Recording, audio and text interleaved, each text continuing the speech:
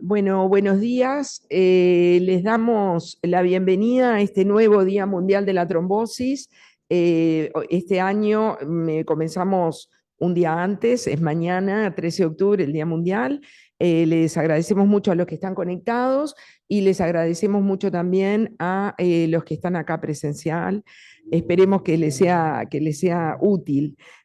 Primero que nada, por supuesto que estamos acá organizando un poquito esta jornada en conjunto con mis compañeros de la unidad de hemostasis y trombosis, a quien les doy también la bienvenida, la profesora agregada Rosario Martínez, que coordina la unidad junto con la profesora adjunta Valentina Mérola, la profesora adjunta agregada, perdón, la profesora agregada Mainés López, bueno, nuestros compañeros también de la Cátedra de Medicina Transfusional y de Medicina Transfusional, el profesor Ismael Rodríguez, el profesor adjunto, para no errarle, profesor adjunto Maximiliano Berro, y tenemos también acá otra parte de nuestra policlínica, que es el laboratorio, el departamento de laboratorio clínico, representado por la profesora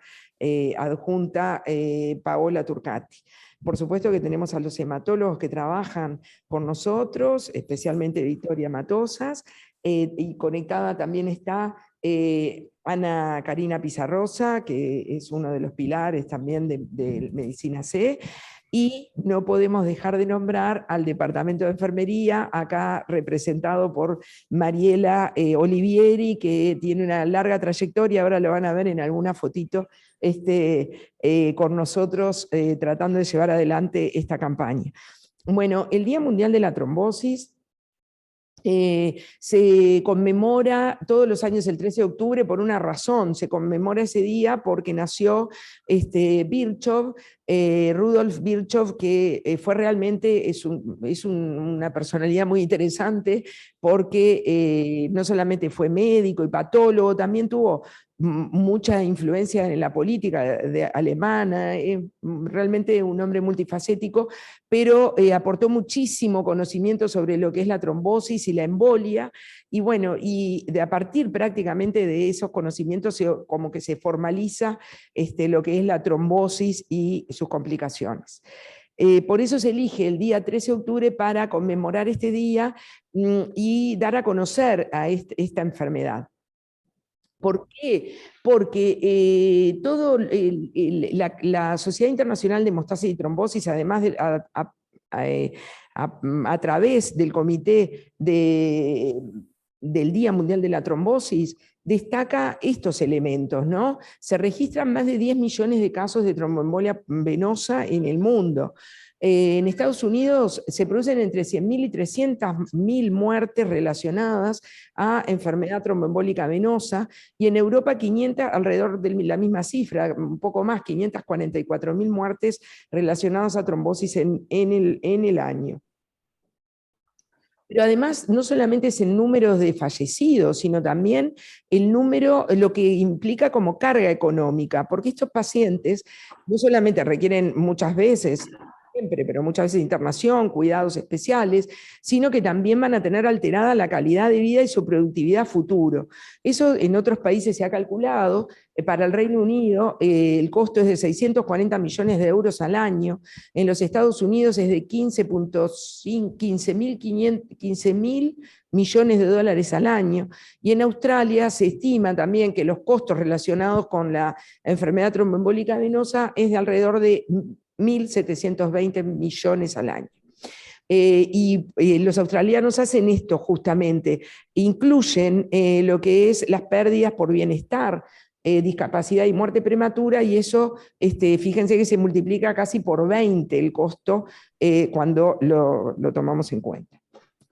Pero además, la preocupación de esta organización viene de la mano que el conocimiento de la población general sobre trombosis es poca. En 2015 se hizo una encuesta en el mundo de la población general, ¿qué entendía por trombosis? Y como ustedes pueden ver en la gráfica, esta gráfica, la más de abajo, van a ver que el 90% de las personas, bueno, se ve que no, el 90% de las personas saben lo que es la presión arterial. Es decir, si uno se para en la calle y le pregunta a la gente qué entiende por presión arterial alta, por hipertensión arterial, lo comprende. La mayoría de las personas tienen un conocimiento. Sin embargo, solo el 44% de las personas tenían una idea de lo que era la trombosis venosa profunda. Y esto va de la mano que también en cuanto a los factores de riesgo de trombosis, ¿la gente sabe cuáles son los factores de riesgo? No, fíjense que solo un 16% de las personas conocían que el cáncer podía ser un factor de riesgo para trombosis. Es decir, es poco el conocimiento que se tiene. Y además, menos de la mitad tiene idea de que se puede prevenir. Por eso es la intención de este día es fomentar el conocimiento de la población general y obviamente también de todo el personal de salud con el objetivo de prevenir esta enfermedad cuando esto es posible. Pero acá, en el hospital, no, ¿por qué nos interesa especialmente? Las preguntas que nos tenemos que hacer ¿es un problema la enfermedad tromboembólica venosa en el paciente hospitalizado? ¿Se beneficia el paciente de la tromboprofilaxis? ¿Tiene el paciente, cómo sabemos si tiene indicación de tromboprofilaxis? Algunos de estos diapositivos o algunos de estos datos son también extraídos de muchas otras presentaciones que hemos hecho, especialmente alguna de Valentina, así que si reconoces alguna es por eso. Después te pago copyright, eso. Ahí va. Bueno, entonces, esto ¿es importante la enfermedad tromboembólica venosa en el paciente ingresado? Bueno, la enfermedad es 8 veces más frecuente que en la población general, en el paciente internado. El 25% de la totalidad de las enfermedades tromboembólicas venosas se dan en pacientes internados por causa médica. Y el 69% de la enfermedad tromboembólica en los hospitales están ingresados por razones médicas. Por lo tanto, en el paciente hospitalizado por razones médicas es muy importante el problema de la enfermedad tromboembólica venosa. Y además el paciente internado que sufra una complicación de este tipo, obviamente va a tener consecuencias más graves y potencialmente fatales. Por eso decimos que el 60% de las trombosis que se producen en relación al hospital. Por eso tenemos mucha responsabilidad en esto, en evaluar adecuadamente el paciente y tomar las precauciones que sean necesarias. ¿Esto es nuevo? No es nuevo. Estos son estudios que, fíjense que ya llevan más de 20 años, que demuestran cómo, este es el ENDORS, que muestra cómo el riesgo de enfermedad tromboembólica venosa en los pacientes quirúrgicos y médicos y cómo se adhieren también en los distintos países a las medidas de tromboprofilaxis. No es un tema nuevo y está demostrado, como vamos a ver ahora, que en el paciente médico y o quirúrgico se observa beneficio de utilizar adecuadamente la tromboprofilaxis. También en el paciente de cirugía general, fíjense que es más todavía los pacientes sometidos a actos quirúrgicos tienen todavía más riesgo globalmente que los pacientes médicos internados por razones médicas. Por eso, una de la forma de comunicar esta enfermedad es a través de este tipo de información, que es información oficial del World Thrombosis Day, del Comité del World Thrombosis Day, en donde es lo que tenemos que recordar. Si la persona va a ir al hospital, tiene que pensar en la posibilidad de si va a desarrollar o no una enfermedad tromboembólica venosa. Y para el paciente, o cuando nosotros somos pacientes, tenemos que tomar también una actitud proactiva, es decir, preguntarle al médico si tengo riesgo para sufrir una enfermedad, porque a veces es tanto lo que hay que hacer frente a un paciente que ingresa que las medidas de prevención a veces quedan para atrás. Entonces todos somos responsables de recordar si ese paciente está en riesgo. El médico, por supuesto, pero el resto del personal de salud también. Y si el paciente puede tomar una actitud proactiva, seguramente va a mejorar los resultados de la tromboprofilaxis. ¿Se benefician los pacientes con tromboprofilaxis? Sí, todos los estudios han demostrado una franca disminución del riesgo de prevención de tromboprofilaxis, de trombosis, cuando realizamos adecuadamente la tromboprofilaxis. ¿Tiene el paciente indicación de tromboprofilaxis? ¿Todos los pacientes tienen indicación de tromboprofilaxis? No. Pero ¿cómo sabemos si un paciente tiene indicación o no? Bueno, para eso tenemos que evaluar el riesgo. Esto es muy importante y siempre insistimos, el riesgo es dinámico. No es lo mismo el paciente el primer día que llega al paciente que después se infecta o después tiene otra complicación. Tenemos que continuamente evaluar el riesgo. Esta es también es un cuadro que utiliza mucho el World Thrombosis Day porque es fácil de visualizar y rápido de tener en la cabeza cuáles son los elementos que se acompañan de riesgo alto, de riesgo moderado y otros factores. Riesgo alto, siempre la hospitalización primero, la hospitalización con solo 3 días de estar en reposo, solo con derecho al baño y riesgo para estrombosar. Y después, bueno, la cirugía, el cáncer, otros tipos de reposo, los viajes que son muy conocidos. También recordar que cualquier viaje mayor de 4 horas, independientemente que sea en avión, es un factor de riesgo. Es decir, los viajes en donde uno no se mueve durante periodos prolongados en ómnibus o en auto también puede ser un factor de riesgo. No son con la misma potencia que otros. Riesgo moderado, siempre la edad, la familia, la historia familiar, bueno, el cáncer, quimioterapia, los traumatismos y la hormonoterapia.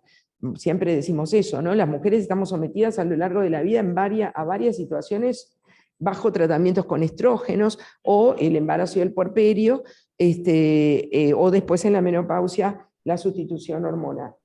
Y la obesidad, el tabaquismo, el consumo de alcohol son todos factores de riesgo que contribuyen a esto. ¿Qué hacemos para evaluar el riesgo? Utilizamos scores. Solo se los nombro porque ahora después van a ver que son los que utilizamos para el trabajo que realizamos a nivel nacional. El score de Padua para los pacientes médicos, el score de Caprini para los pacientes quirúrgicos. Como ustedes ven, son checklists que uno puede hacer rápidamente, sobre todo el Padua, a la cabecera del paciente, y evaluar si tiene o no tiene riesgo para trombosis. Siempre que evaluamos un paciente de riesgo de trombosis, vamos a evaluar si tiene riesgo de sangrado, porque tenemos que mantener la balanza, ¿no? Digo, no, que por tromboprofilaxis nos haga una complicación hemorrágica. Nosotros generalmente utilizamos las guías NICE para evaluar las contraindicaciones relacionadas a sangrado, pero hay muchas otras y lo importante es recordar siempre evaluar ese contexto.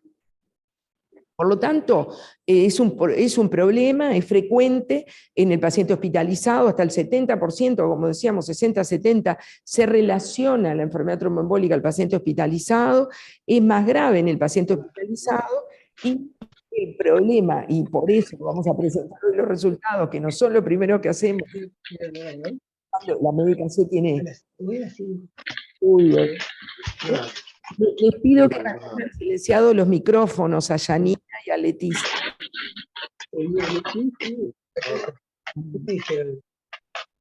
¿Fueras cualquier hora? ¿Fueras a cualquier hora? Sí. Bueno.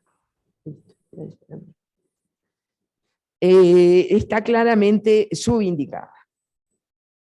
Esto les quiero mostrar porque fue, creo que nuestro primer día, la primera vez que festejamos el Día Mundial de la Trombosis, que hicimos el símbolo del Día Mundial en el hall del hospital, y bueno, ahí pueden ver, acá está Mariela, ahí, allá atrás, y adelante está Natacha Caraballo, que nos ayudó durante años también en la policlínica. Bueno, esta es una pequeña introducción y les queríamos, no sé, les muestro ahora lo que hemos hecho a lo largo de los años o después. Por eso. Les voy a dar la palabra ahora a Valentina para que nos cuente un poquito cómo resultó el estudio que realizaron este año en julio. Buenos días para todos. Bueno, la verdad es que lo va a presentar Karina Pizarrosa, la doctora Karina Pizarrosa, que no está acá presente, va a estar conectada porque está en un congreso fuera del país, pero ya la vi que está ahí pronta. Lo que vamos a mostrar son los datos o resultados preliminares del estudio de relevamiento de riesgo de enfermedad tromboembólica en pacientes hospitalizados y la adhesión a la prescripción, algo que venimos haciendo desde hace unos cuantos años. Digamos, hemos ido evaluándonos y luego de la implementación de estrategias nos hemos reevaluado y hemos visto cómo a lo largo de los años, por lo menos en el hospital de clínicas y en los centros donde nos habíamos hecho este relevamiento, vimos cómo veníamos mejorando en el sentido de la prescripción de tromboprofilaxis, pero nunca habíamos logrado incluir tantos centros y fundamentalmente nunca habíamos tenido centros que estuvieran fuera de Montevideo. Este año se logró, digamos, invitamos prácticamente centros de todo el país y se logró un trabajo con un número de pacientes grande y con participación de prácticamente todos los departamentos. Hay además instituciones públicas y privadas. Y bueno, la verdad no quiero adelantar resultados, ahora Karina lo va a mostrar. Estoy, súper agradecida y quiero felicitar a todos los que actuaron como referentes y que trabajaron formando e instruyendo a personas porque no, digamos, relevar tantos pacientes en un mismo día es muy difícil, requiere de mucha colaboración y la verdad que hubo gente, digamos, todo el mundo se mostró súper dispuesto y contentos de participar en el trabajo, así que felicitaciones a todos y muchas gracias. Así, los dejo con los resultados y después hacemos comentarios más de proyectos a futuro. Karina, si estás pronta. Sí. Bueno, lo primero que queríamos mostrar, yo quiero agradecerle a Vale, a Rosario, a Cecilia, a toda la policlínica por dejarme por ser parte de un lugar tan lindo de trabajo hace varios años. Y lo primero que queríamos mostrar es el número de participantes. Son 3 diapositivas para ver la cantidad, como fueron 31 centros en 12 departamentos, gracias infinitas, no solo médicos, licenciadas de enfermería, hasta químicos farmacéuticos en algunos centros, muchísima gente, y esto se pudo lograr gracias al trabajo de todos. Era lo primero que queríamos destacar. Y bueno, solo para también marcar, el último trabajo grande multicéntrico que se hizo hace 5 años fue en 3 centros, Maciel Clínicas y el Sanatorio Americano, 427 pacientes. En ese momento había un cumplimiento de indicación de tromboprofilaxis farmacológica de alrededor del 55%, con un 6% de pacientes que estaban anticoagulados, entonces se plantea que hay un 61% protegido.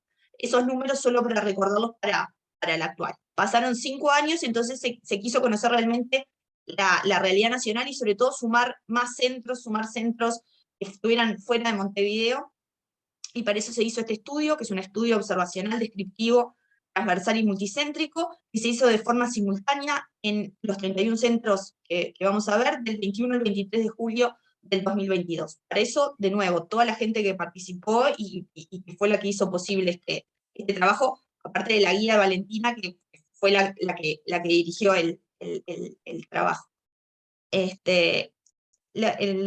Solo para destacar, los criterios de inclusión eran pacientes no críticos internados en áreas médicas, quirúrgicas y ginecobstétricas. Sacamos a los menores de 18 años, a los pacientes internados en CTI o cuidados intermedios, en áreas de emergencia o con cirugía traumatológica mayor y también con cirugía cardíaca. Y tampoco pacientes hospitalizados con COVID. Y entonces pasando ya a los resultados, de nuevo este es el mapa de Uruguay con los 12 departamentos que participaron, y el N fue de 1925 pacientes, que para nuestro país es un número excelente, no lo tengo que remarcar.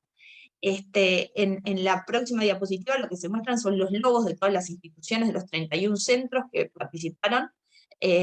Fueron 31 en total, con 13 centros en Montevideo, y de nuevo el N de 1925 pacientes. Perdón. En Montevideo, acá dice 13 centros, en Montevideo fue 1.422 puntualmente. De los resultados, bueno, tienen la mediana de la edad de los pacientes es de 65 años, con un rango intercuartílico entre 50 y 76.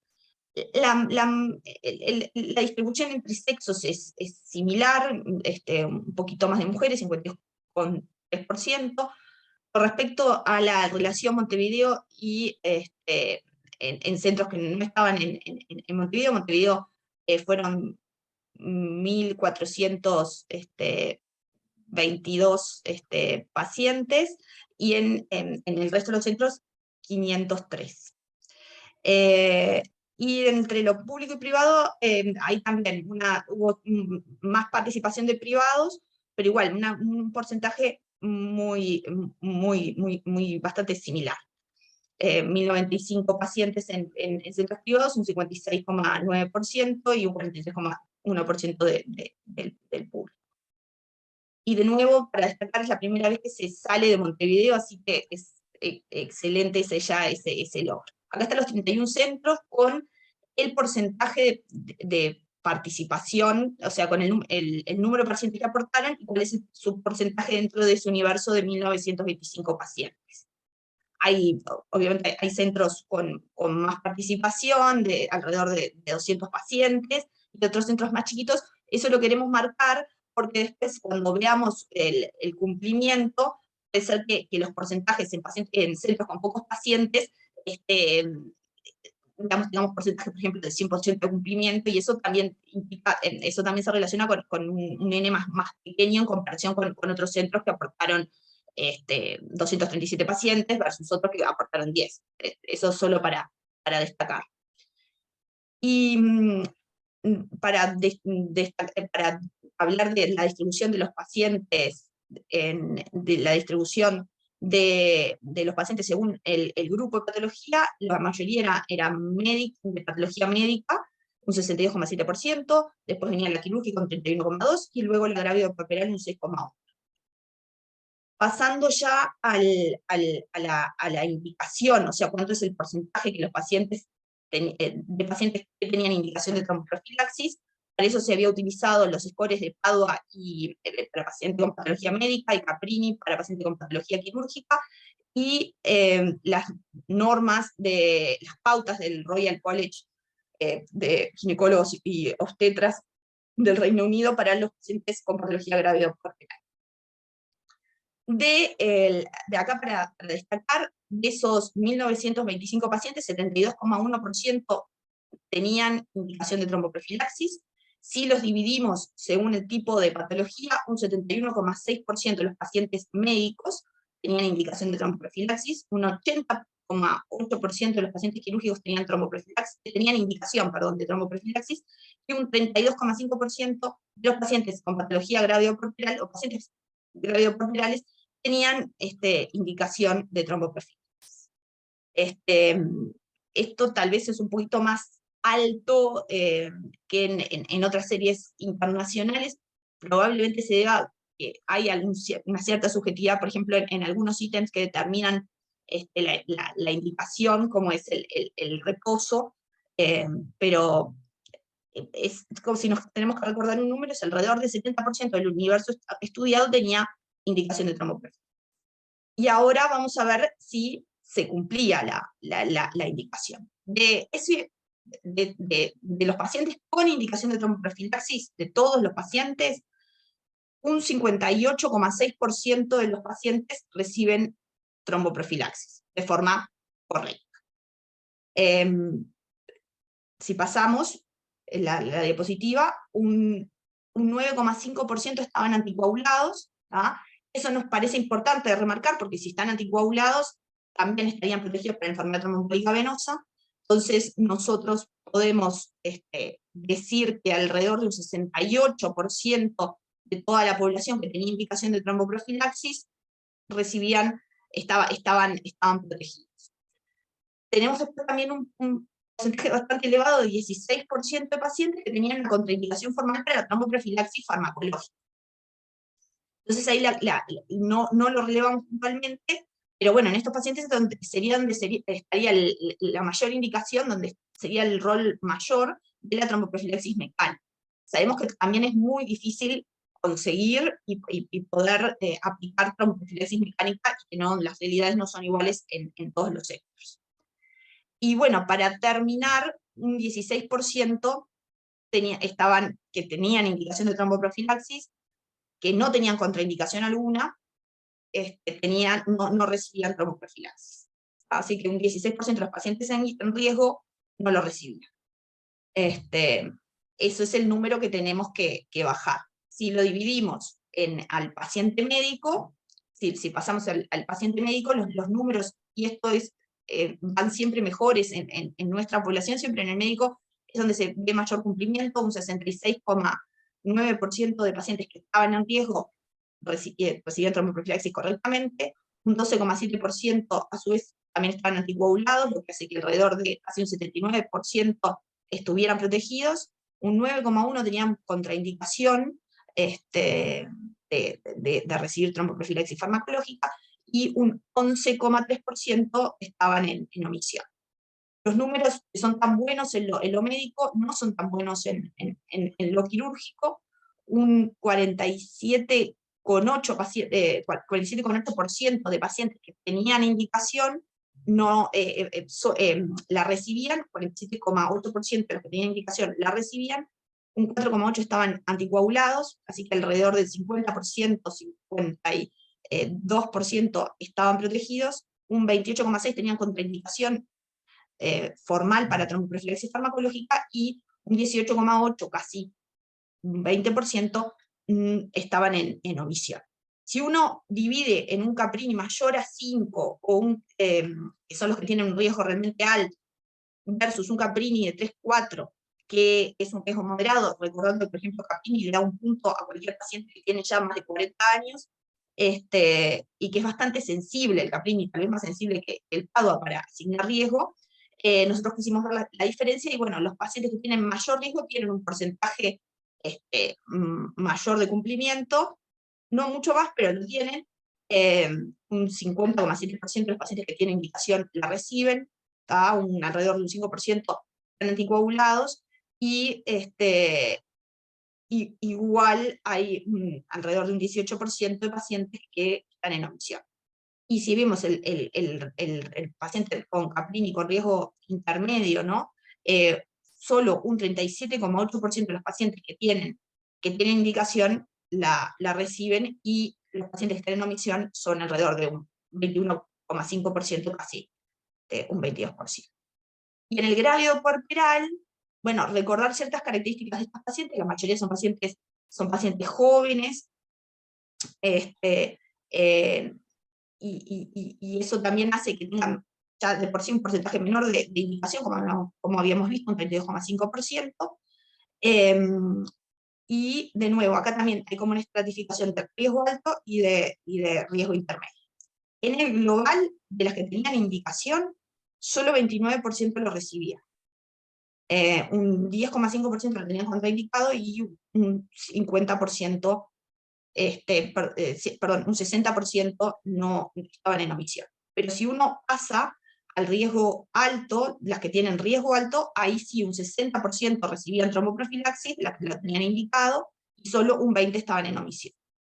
Es en el riesgo intermedio, los pacientes con riesgo intermedio, que sería la situación más compleja, con 24,3% de cumplimiento de indicación en pacientes que estaban en riesgo, y así un 66% de pacientes que estaban a riesgo, pero que no recibían la tromboprofilaxis. Una cosita solo, lo grávido puerperal son 117 pacientes, es muchísimo menos, es un nene chico. ¿Se acuerdan que era el 6,1% de todo nuestro universo? Y bueno, esto es solo no es para detenernos, pero un dato de esto es para ver, y que también van a recibir un informe cada centro de su situación puntual. En este momento los centros están anonimizados, pero acá para ver la próxima gráfica, con los colores, de recordar digamos, el porcentaje, lo verde es pacientes que tenían indicación de tromboprofilaxis que la estaban recibiendo, lo lila es pacientes anticoagulados, así que lo lila y lo verde, la barra lila y verde habla de los pacientes protegidos en cada centro, lo amarillo es lo contraindicado formal para tromboprofilaxis farmacológica, y los rojos son los que están en omisión. Abajo también se ven el N de cada centro, porque por ejemplo el centro 2 tenía 10 pacientes, y ahí había un 100% de cumplimiento de la tromboprofilaxis. Y el centro 11 eran 9 pacientes, y ahí, bueno, había solamente alrededor de un 40 lo cumplían, y un 60 estaban en omisión. Pero bueno, eso es solo para destacar versus, por ejemplo, el centro 7 o el centro 19, que tienen alrededor de 200 pacientes, que, bueno, que tuvieron valores más similares a los que mostramos del total. Pero esto también es para mostrar el trabajo en cada centro, y que van a recibir un feedback de cada centro, y que ya se ha trabajado. Y por último, un dato no menor es de los pacientes que no tienen indicación de tromboprofilaxis, de los pacientes que no tienen indicación de tromboprofilaxis, en el total de esos pacientes, sin distinguir por las patologías, un 23,9% igual reciben tromboprofilaxis. La situación es tal vez un poquito peor en el paciente médico, casi un 29%, un 21 o un 22% en el quirúrgico, y sí, en el gravio porteral solo un 7% recibían tromboprofilaxis sin indicación.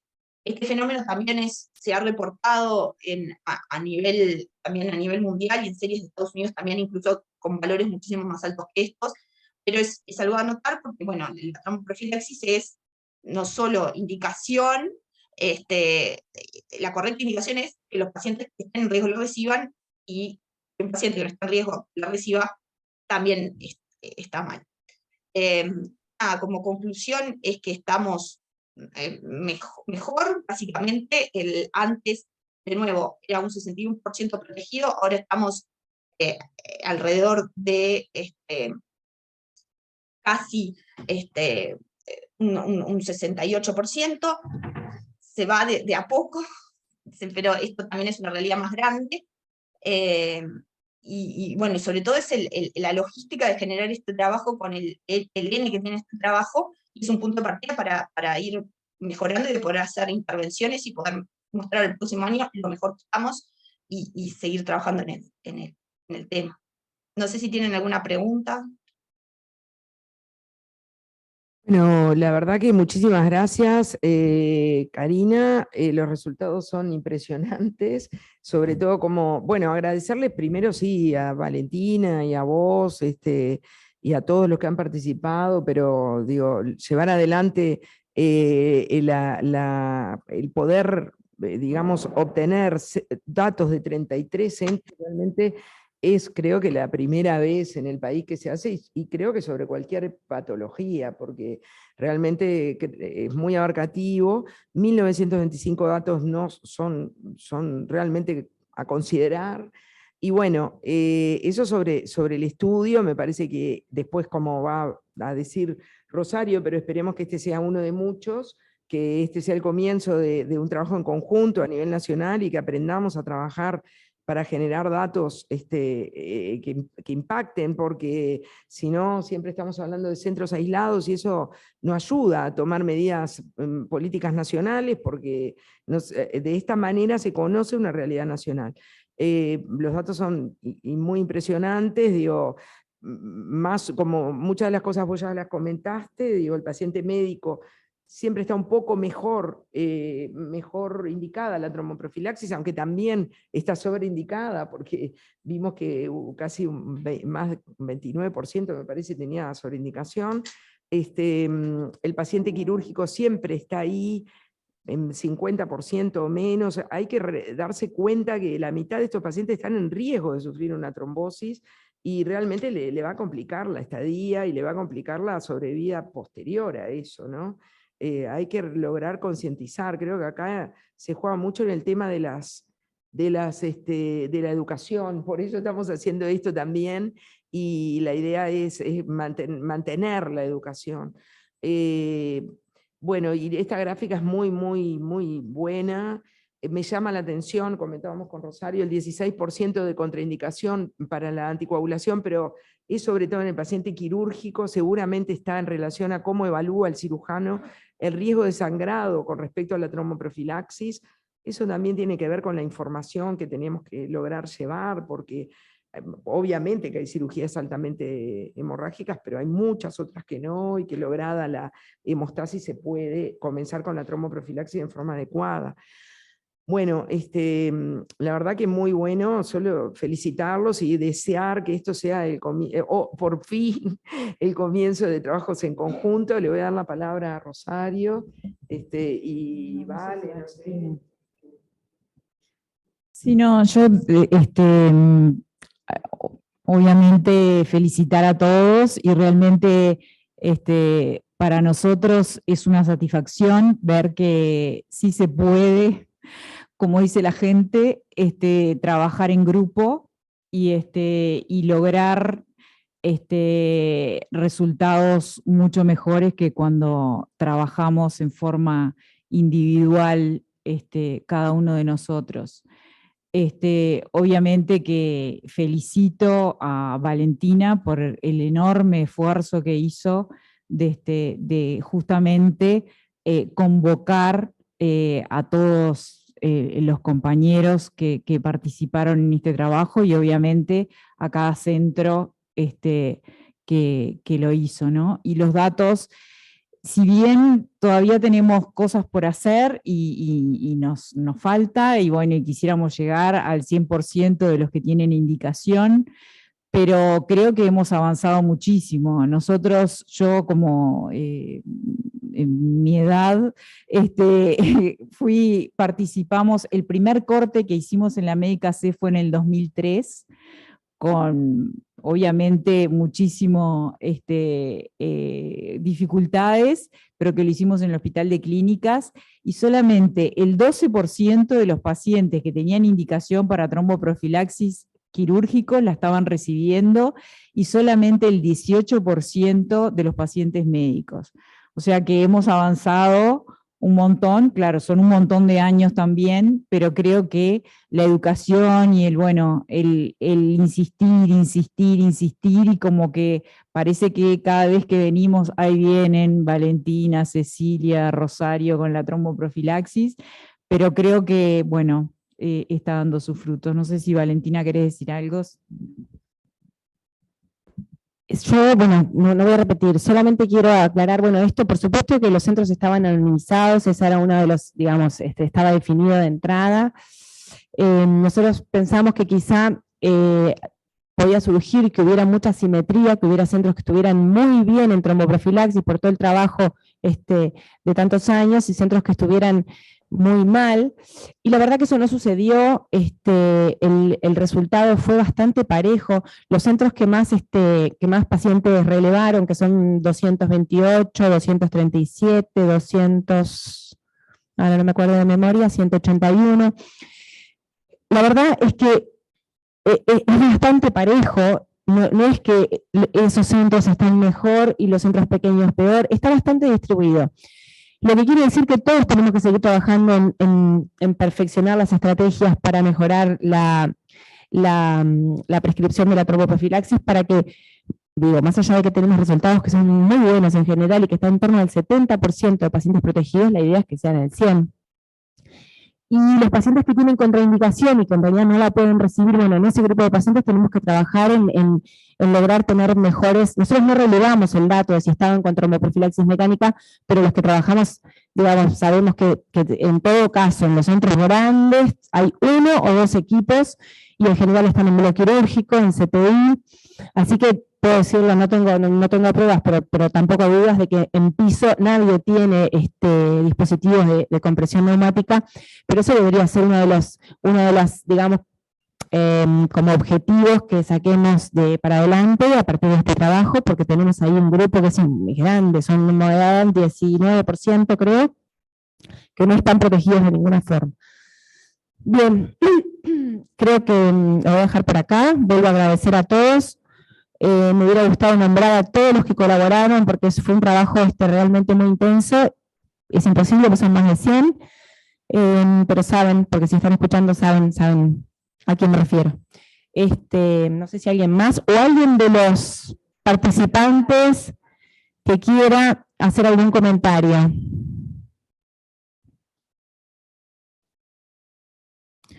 Bueno, entonces le damos la palabra. Sí.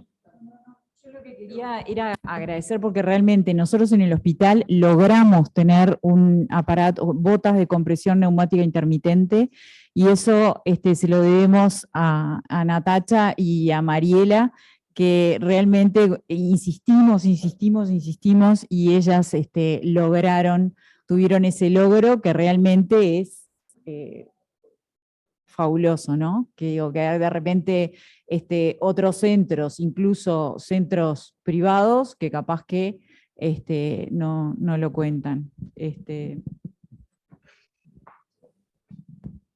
No, está buenísimo. Muchas felicitaciones a todos los que participaron. El trabajo, la verdad, que es súper interesante.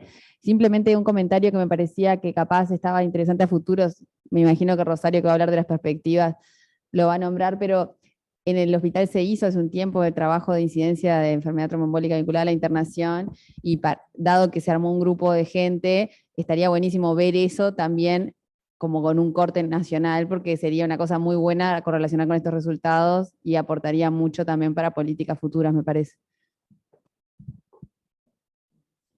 Sí, excelente. Y también quería hacer un comentario sobre el periodo grávido preperal, que nosotros hemos trabajado mucho también en promover la tromboprofilaxis, y nos pasó, hay varias publicaciones con respecto al grupo intermedio de riesgo. Justo subió Sofía, que se ocupó un tiempo de eso. El grupo intermedio de riesgo, de acuerdo a la Royal College, a las guías, es difícil de definir, y ahí está puesta la cesárea, que no es considerada como un riesgo, como riesgo, ¿no? Uno piensa que la cesárea, y es una cirugía abdominal, entonces aumenta el riesgo, y sobre todo si es de emergencia.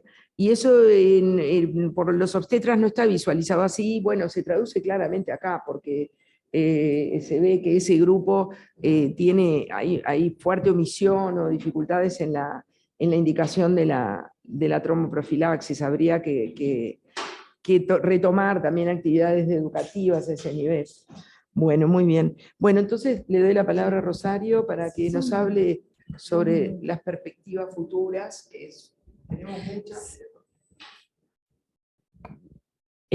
Bueno, rapidito nomás, porque es como un punteo, y bueno, ya lo felicité a todos, y creo que este momento, este trabajo es el puntapié inicial para justamente lo que poníamos ahí, la creación de un grupo nacional de hemostasis y trombosis, ¿no? Que justamente nos ocupemos de todos estos temas que nos atañen. Y bueno, y dentro de eso, de la creación del grupo, estaría comprendida la tromboprofilaxis, o sea, seguir trabajando en esto para lograr, la siguiente, la creación justamente de un Comité Nacional de Tromboprofilaxis, y es en esa intención del Comité de Tromboprofilaxis el poder acceder a las autoridades, a salud pública. Ya fuimos una vez con Cecilia, Lilian, y algunos más que, bueno, no quiero dejar de nombrar, que cuando era Kian y nos recibió, bueno, dispuesto a colaborar y que se formara el grupo, bueno, todo quedó en la nada. Entonces, bueno, la idea es de insistir. Fuimos hasta la comisión del Parlamento de Salud, bueno, hicimos varias cosas sin muchos resultados, pero bueno, no hay como insistir para lograr los objetivos. Y entonces creo que ahora justamente que se está instalando la historia clínica electrónica, a nivel de prácticamente de todas las instituciones, bueno, el poder aplicar la alerta electrónica, o sea, de tromboprofilaxis. Entonces, que es muy sencillo porque si no llenamos, no nos permite seguir con la historia clínica. Entonces, esa sería la forma de poder, obviamente, que nos va a decir si nos aconseja o no que si ese paciente tendría indicación. Después es el médico el que hace la indicación, ¿no? O sea, que igual el criterio médico va a seguir existiendo, no va a ser la máquina que nos va a decir qué es lo que tenemos que hacer. Y entonces, bueno, la idea además es también a partir de este corte, el realizar un nuevo corte con las instituciones que participaron ahora, con la finalidad de evaluar los avances en cuanto a la adhesión a la tromboprofilaxis, que bueno, que nuestro objetivo sería llegar al 100%. Y entonces acá hay una propuesta que por intermedio de Cecilia hicieron la Sociedad Americana de Hemostasis y Trombosis, de que quieren conocer este trabajo. Y entonces que aplicáramos las guías ASH y volviéramos a hacer en las mismas instituciones un nuevo corte para ver, bueno, los resultados. Eso es algo que lo dejamos planteado y bueno, y después profundizaríamos en lo que sería. Y después, obviamente que también una aspiración desde hace años que tenemos, y no sé si está Gustavo Bruno, pero bueno, también de la Sociedad de Medicina Interna y muchos de las personas que trabajan en trombosis y hemostasis, existe el interés de realizar un registro nacional de la enfermedad tromboembólica venosa, porque justamente hoy, por ejemplo, la prensa, ¿qué es lo primero que te preguntan? ¿Tenemos datos en el Uruguay de trombosis? No, lamentablemente no contamos con datos, no sabemos cuánto trombosan los pacientes. ¿Es la primera causa de muerte en el paciente hospitalizado? ¿Prevenible? Porque repetimos los datos del exterior, pero en realidad no contamos con datos nuestros, lo cual sería muy importante. Entonces, para eso, bueno, los invitamos a todos los que han participado de este corte justamente, con este envión, a participar para realizar un registro nacional de enfermedad tromboembólica venosa. Y entonces, bueno, los objetivos generales serían eso, justamente conocer la epidemiología de la enfermedad tromboembólica venosa en el paciente hospitalizado médico-quirúrgico, y entonces, de esa forma, instaurar medidas sanitarias nacionales tendientes a prevenir la misma y para disminuir la morbimortalidad y bajar los costos que, como decía Cecilia hoy, los costos del paciente enfermo, el paciente que enferma de tromboembolia venosa, o sea, aumenta la estadía hospitalaria y aumentan obviamente los costos. Sí. Y bueno, y los objetivos, esto aclaro que en realidad esto que estoy presentando lo trabajamos junto con Cecilia en el marco de integrar un registro latinoamericano de trombosis, de enfermedad tromboembólica venosa. Así que, y esto fue un poco que después vino la pandemia y se nos truncó, pero bueno, estas cosas eran lo que habíamos planteado. Y entonces, en cuanto a los objetivos específicos, es, bueno, el desarrollar un registro informatizado online accesible a todos los investigadores que participen, nuevamente conocer la incidencia y la prevalencia de la enfermedad en el paciente hospitalizado en cada centro que participe, tanto en las instituciones públicas como privadas, evaluar nuevamente los factores de riesgo presentes en los pacientes que instalan la enfermedad tromboembólica venosa, también cuantificar el uso de modelos de estratificación de riesgo, tanto trombótico como hemorrágico, porque digo, también el cuantificar qué riesgo tiene el paciente de sangrado no es algo de todo,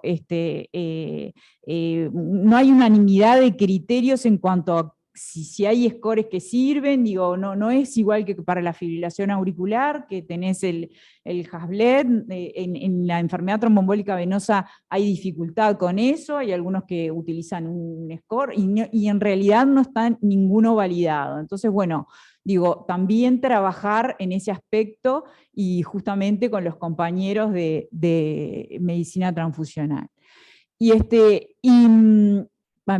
Perdóname la anterior. Entonces, y también, bueno, conocer el grado, obviamente, de la utilización de la tromboprofilaxis farmacológica y la no farmacológica, que era lo que decían Valentina, que no se y Karina, digo, de lo no farmacológico, que es algo medio olvidado. Y bueno, y los últimos es adquirir información sobre la trombosis sintomática y también, otra vez, la hemorragia mayor, la hemorragia no mayor clínicamente significativa, y la mortalidad vinculada a la enfermedad tromboembólica venosa luego de los 3 meses de dado el alta el paciente quirúrgico y médico.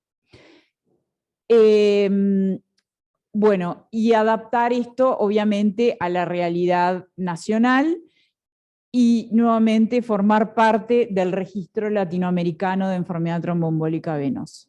Y el tipo de estudio va a ser observacional, prospectivo y multicéntrico. Y dejo por acá, estos serían como los objetivos, capaz que parecen ambiciosos, pero creo que se ha demostrado que, bueno, que aunando esfuerzos se pueden lograr cosas, y bueno, muchas gracias.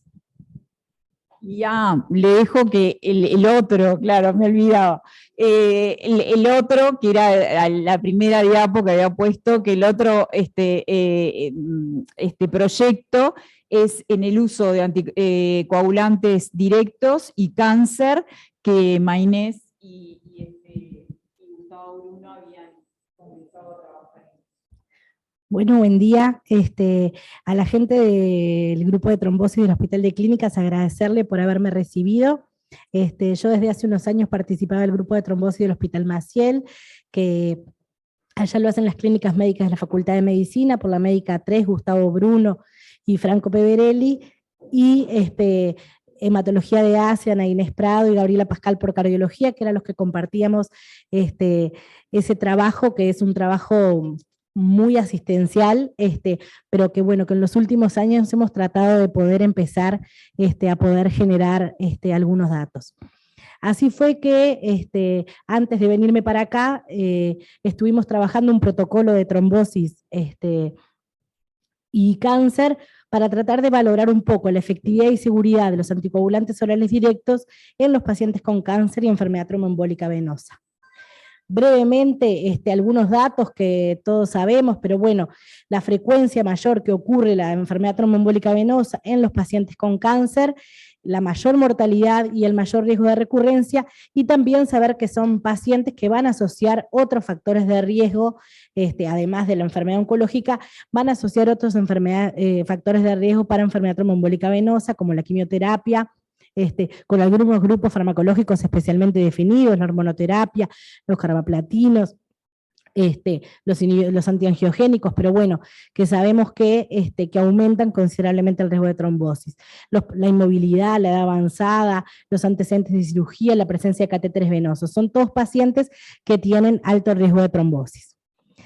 Y en cuanto al tratamiento, en realidad las heparinas de bajo peso molecular han demostrado ser superiores a warfarina, y eso, bueno, por las limitaciones de la warfarina, pero hay 2 estudios clínicos famosos que son CLOT y CATCH, donde el riesgo de recurrencia y el riesgo de sangrado fue mayor en los pacientes que recibieron warfarina en relación a heparinas de bajo peso, pero conocemos las dificultades que tenemos en el uso de heparina de bajo peso molecular a largo plazo.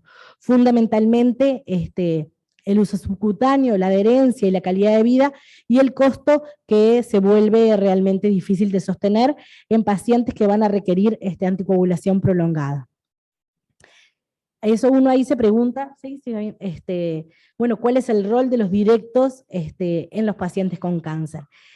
Y ahí, bueno, si bien sabemos que no hay un anticoagulante oral ideal, en relación a los anticoagulantes orales directos, nos han traído la posibilidad de anticoagulantes por vía oral, sin necesidad de monitorización paraclínica y con un número mucho menor de interacciones. Pero como siempre, con medicamentos más nuevos, ya no son nuevos, pero el primero en aprobarse es del año 2008, pero ya no son tan nuevos, lo que sabemos es que en algunas poblaciones especiales no tenemos información de cómo va a ser la respuesta farmacológica. En los últimos más años ya hay, digamos, si bien en los estudios pivotales en los que se aprueban los directos, hay pocos pacientes oncológicos incluidos, en los últimos años hay ensayos clínicos con directos para pacientes con cáncer y enfermedad tromboembólica venosa. Esos son algunos de los títulos, están estudiados edoxaban, apixaban y rivaroxaban. Rivaroxaban y apixaban son los disponibles en nuestro medio, y en términos generales, la mayoría son estudios de no inferioridad, pero han demostrado ser no inferiores que heparinas de bajo peso molecular, sí con mayor riesgo hemorrágico en algunos cánceres, especialmente colorectal o genitourinario, y han seguido criterios de inclusión más estrictos, donde algunos tumores, aquellos asociados con mayor riesgo hemorrágico, han sido excluidos, ¿sí? El sistema nervioso central o las leucemias. Entonces, bueno, la idea es poder tratar de que todos los centros que hemos participado en este trabajo conjunto, poder usar ese para poder empezar a incorporar pacientes, con el objetivo de conocer efectividad y seguridad en pacientes oncológicos que tengan enfermedad tromboembólica venosa, y de generar un registro nacional, es decir, la efectividad de los tratamientos farmacológicos es observacional. Tratar de caracterizar cuál es la población de los pacientes que reciben y poder evaluar en forma periódica un poco la efectividad y la seguridad, es decir, tratar de conocer cuál es el riesgo de recurrencia en los pacientes que reciben directos. Es un estudio también observacional y prospectivo, va a ser un muestreo por conveniencia, es decir, tener referentes en las instituciones que puedan aportarnos pacientes, que la indicación la va a hacer el médico tratante, pero poder contactar el dato y tratar de incluir a los pacientes al momento de la inclusión y ver esas variables de efectividad y seguridad por lo menos a los 3 meses y a los 6 meses. Eventualmente ahí poder valorar y eventualmente poder seguir, porque una limitación que hay en la mayoría de los estudios clínicos es que son a corto plazo. Bueno, como esto es un registro, capaz que podemos ser más ambiciosos y seguir adelante. Y bueno, nada más, agradecer que me hayan recibido acá y bueno, invitarlos a todos a poder empezar a trabajar con esto, que vamos a tener que hacer un entrenamiento para poder hacer la recolección de datos. ¿Ah? Muy bien. Bueno, con esto queríamos un poco comentarles lo que es la actividad bueno, si querés ponerlo que son fotos, porque mientras les cuento lo que es la actividad de la unidad de hemostasis y trombosis, pero que muchos de estos objetivos, ahora por suerte estamos trabajando muy bien con la Sociedad de Medicina Interna del Uruguay desde hace ya un par de años, y siempre, bueno, estuvimos vinculados con los hematólogos, estamos tratando de que adhieran también a la patología trombótica, y los hemoterapia, porque después en realidad tenemos que trabajar juntos en el tratamiento de estas enfermedades, y con hemoterapia y laboratorio siempre hemos trabajado muy bien. Así que como así anda pasándola, como ustedes ven, hemos tenido múltiples actuaciones, pero quería solo mostrarles, y nomás cada año, hace años que estamos acá, lograron en 2015, bueno, el Consejo nos declaró como de interés de la facultad. Uno de los cursos que hicimos fue Sonitos en nuestra historia. Seguimos. Esto fue cuando pusimos los globos, que realmente fue maravilloso. Siguiente, ahí estamos, ahí está Mariela, muy joven, y repartiendo y haciendo.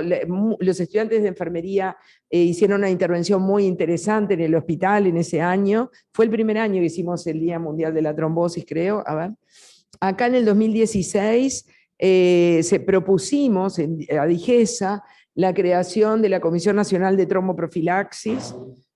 Ahí en el 2016 declararon de interés ministerial la realización del Día de la Trombosis, pero resulta que esto es un trámite que se hace anualmente, es decir, que solo fue declarado de interés ministerial en 2016.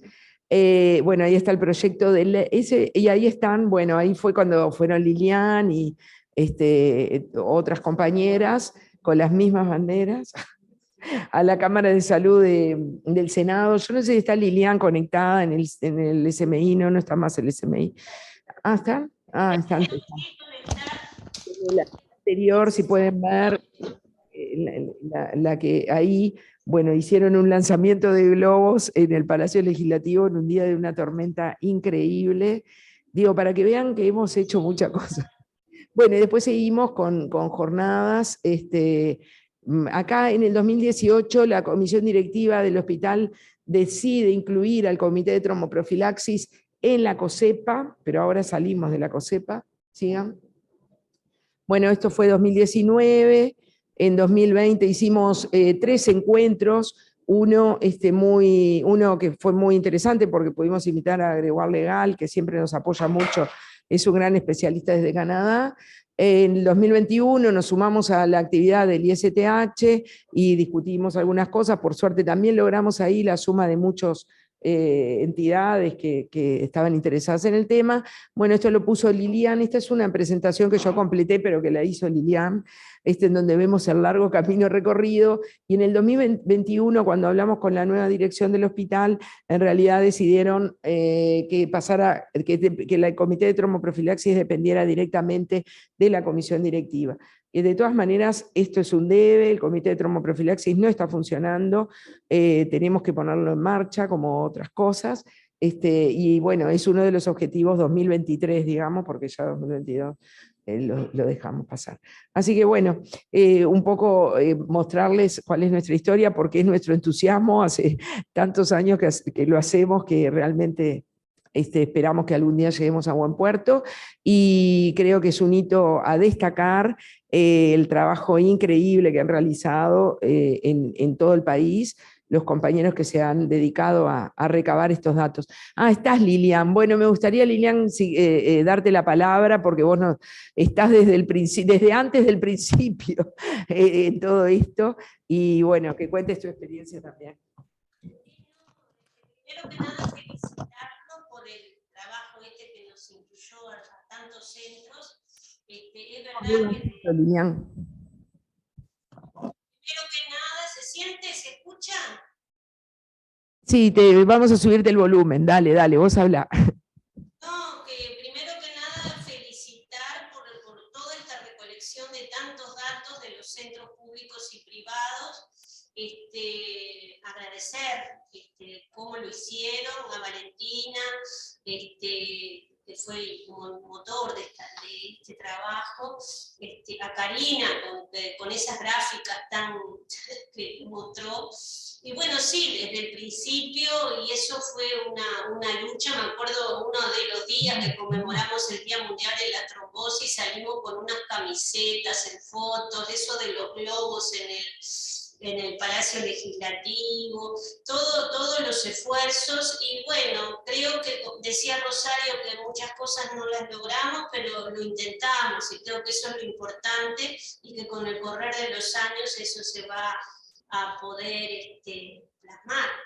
Así que nada, solo eso. Y recordar a Juancito Alonso, el profesor Juan Alonso Bau, que fue también uno de los impulsores de esto, de la enfermedad tromboembólica venosa.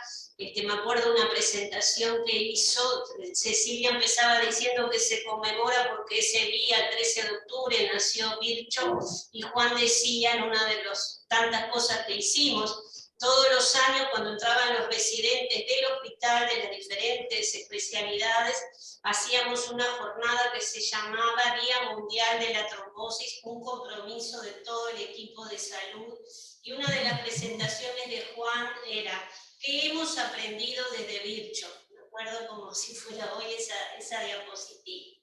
Bueno, solo eso. Muchas gracias, Lilian. Y sí, obviamente recordar a Juan Alonso y a otros profesores de medicina y de hematología, a la profesora Ana Otero y otros y grandes impulsores de la hemostasis del estudio de la hemostasis de la trombosis de nuestro país. Y bueno, y la verdad que estamos muy contentos entonces de estar todos juntos y bueno, a ver si una vez más tratamos de lograr un trabajo en conjunto y armar un grupo. Y mientras tanto, vamos a ir terminando el día de hoy. Invitamos a todos los centros que se quieran sumar mañana también a festejar el Día Mundial de la Trombosis en sus centros.